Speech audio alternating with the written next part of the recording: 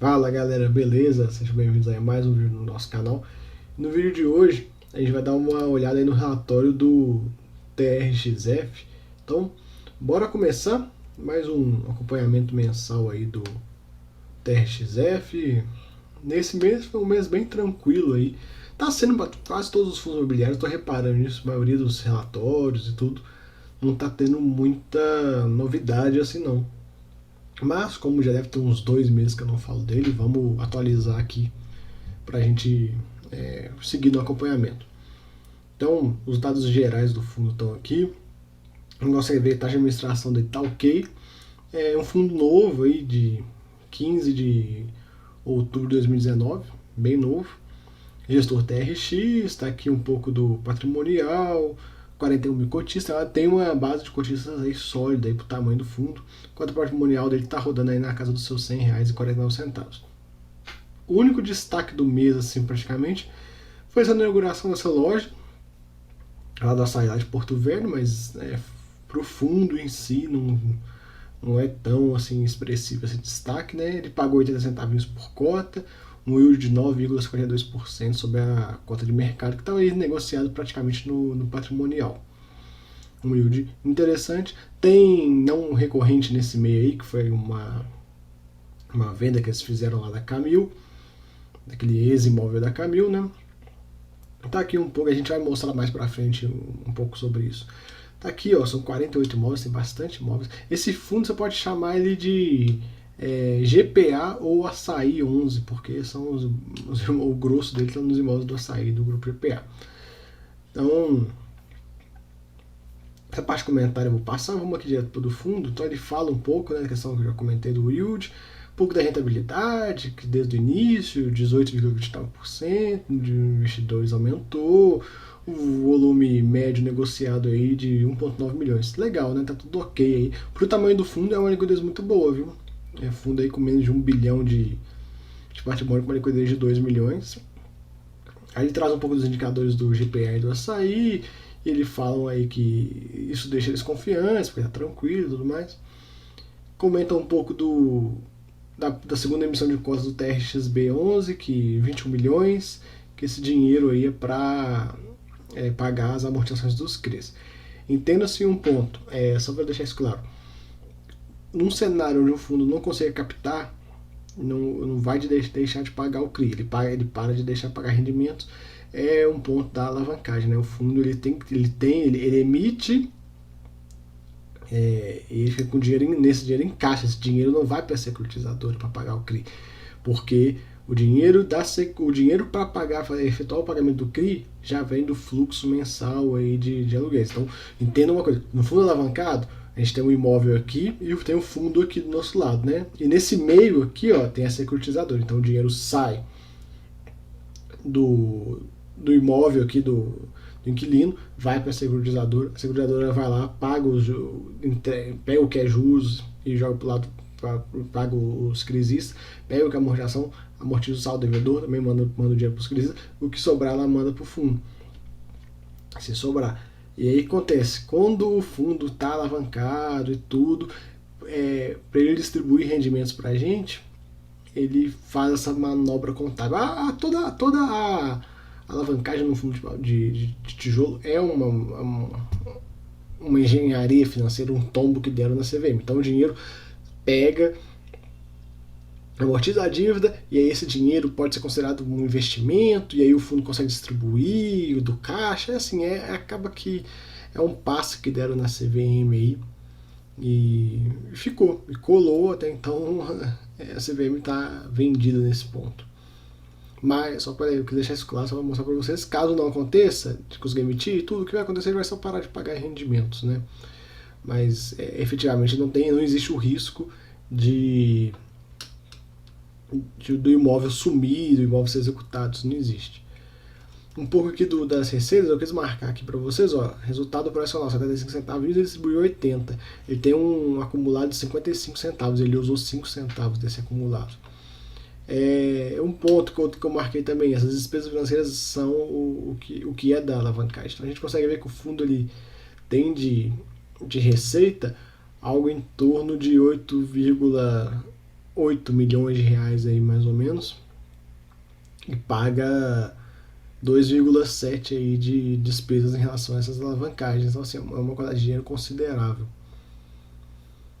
Um pouco aqui do resultado, a gente vê de forma mais gráfica, mais fácil. Então a gente vê receita, rendimento imobiliário, receita financeira, despesa operacional. Receita financeira são receita do caixa, despesa operacional, despesa financeira, que é a alavancagem, reserva de lucro, e aí dá um lucro distribuído de 80 centavos. Ele usou aí os 5 centavinhos para manter esse patamar de 80. Rentabilidade de negociação, isso não vou comentar, não tem muito o que falar. Vamos pegar um pouco aqui da carteira. Então ele tem uma parte em imóveis, uma parte no TRXB, um pouco em renda fixa, um pouco em FIIs, dividido entre logístico e varejo, bem pouquinho logístico. Tá aqui um pouco, varejo, atacadista. A gente já vê os imóveis. 97% dos contratos são atípicos. Esse é o grande trunfo desse fundo hoje. Esse fundo hoje ele só não teve maiores problemas ou rolos, porque ele é um fundo praticamente de contrato atípico de 2 inquilinos e passa a régua. A gente até um ponto que eu quero comentar aqui nesse vídeo, eu tenho que comentar nesse vídeo sobre isso, que a gestão da TRX no passado já teve muitos problemas com outros fundos. Quem quiser dar uma estudada, pega aí o CXTL, se eu não me engano, o XTED. Então assim, foram problemas, foram fundos extremamente problemáticos, e eles vieram com essa proposta do TRXF para tentar aí limpar o nome deles, né? Eles sempre colocam e batem nessa tecla que estão tentando e tal, melhorar e tal. E eu acho que o que ajuda muito eles é essa questão desse contrato atípico que eles têm com o Açaí e com o grupo Pão de Açúcar. Isso aí facilita muito a vida deles, não tem muita presepada para gestão. Um ponto que eu quero comentar: já fez emissão na parte do BP? Já, para comprar imóvel. Então, coloque isso na cabeça, estude um pouco. Na minha visão, nesse fundo, a gente tem um risco da alavancagem, que é grande, isso não tem o que comentar. Porém, a gente tem um risco da gestão, inclusive. O risco da gestão é um risco grande aí, a gente tem que ficar sempre de olho, porque no passado já fizeram muita lambança. E o jeito que o fundo está estruturado hoje facilita bem para não dar muita margem para fazer lambança, né? Pelo menos isso. Diversificação por ABL, do inquilino, a gente vai ver os imóveis depois. Um pouco aqui dos meses de multa, né? Eu quis marcar isso porque é um ponto interessante. São 97% de contrato atípico, e a gente vê que o contrato atípico que a gente conhece, que é o mais famoso, que é o saldo remanescente, 92,81% da receita. Aí tem um aqui que é 20 meses e tem um aqui que são 11 meses. Por que eu quero comentar isso? Porque lá atrás, quando deu aquele problema com a Camil, para quem... na época não tinha vídeo, não tinha canal, mas enfim, eles tinham um inquilino que estava no contrato atípico, o inquilino saiu, e aí o contrato atípico não era tão atípico assim, né? Não era o saldo remanescente e tal, e deu um fuzuê danado, e no relatório era tipo um pedacinho assim de nada representando, acho que não me engano era tipo 5% da receita, não me lembro exatamente os números. E aí agora eu sempre gosto de salientar isso nos vídeos, porque aquela coisa, 97% do contrato atípico, beleza, mas olhem aqui, tem 6%, é pouco, isso aí é pouco, que tem essa pegadinha aí, fica ligado. Vencimento dos contratos, vencimentos longuíssimos, não tem que se preocupar até 2035. Claro, se a gestão não fizer nenhuma lambança até lá. Mês do reajuste do aluguel.